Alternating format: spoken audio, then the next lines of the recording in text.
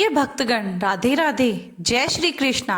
आप सभी का स्वागत है आपके अपने YouTube चैनल विभा शेरावत पर। कमेंट बॉक्स में हर हर महादेव अवश्य लिखें। आज हम आपको एक कथा का श्रवण करा रहे हैं जो सुनने मात्र से आपके जीवन में सुख संपत्ति और धन की वर्षा होगी। तो चलिए शुरू करते हैं भगवान शिव की एक बहुत सुंदर कथा।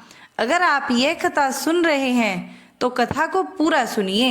इस कथा को आधा अधूरा छोड़कर जाने की गलती मत करिएगा, क्योंकि इस पवित्र कथा को पूरा सुनने से मनचाहा फल की प्राप्ति होगी।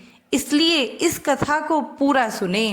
आप शिव भक्त हैं तो भोलेनाथ का अनादर न करें। प्राचीन काल में किसी नगर में एक ब्राह्मण रहता था।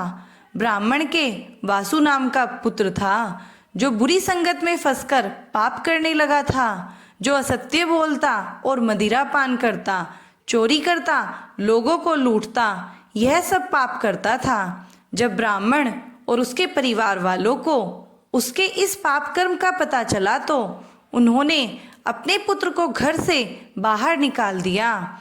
वह पश्चाताप करने दूसरे नगर में चला गया।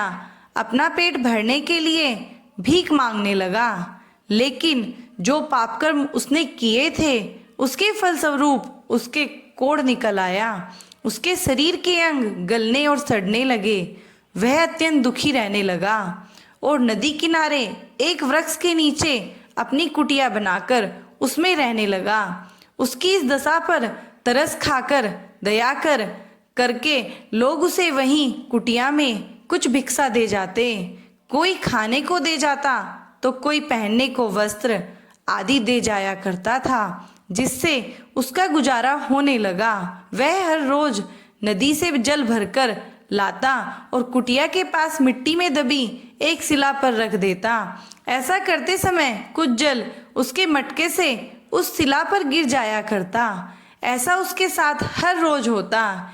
एक बार जब वह नदी से जल भरकर लाया और शिला पर रखा तो उसके प्राण निकल गए। इसी समय यमदूत उसे ले जाने लगे। तभी आकाश से एक सुंदर विमान उतरा और उसमें से शिवदूत आए और यमदूतों से बोले, आप लोग इसे नहीं ले जा सकते।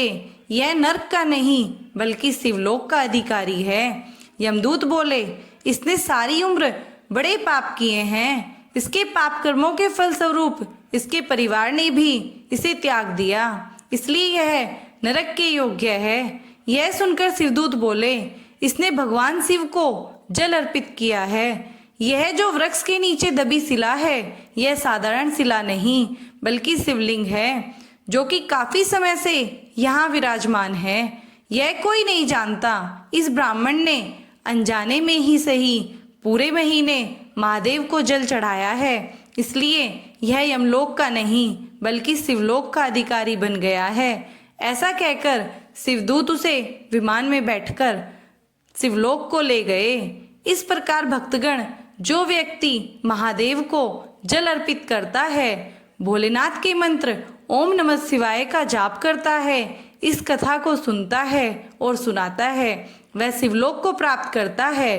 तो भक्तगण, कैसी लगी आपको आज की यह कथा? कमेंट बॉक्स में जरूर बताएं। भक्तगण, अगर आपको मेरी यह कथा अच्छी लगी हो तो प्लीज़ मेरे चैनल को लाइक करें, सब्सक्राइब करें, शेयर करें और कमेंट करें। धन्यवाद।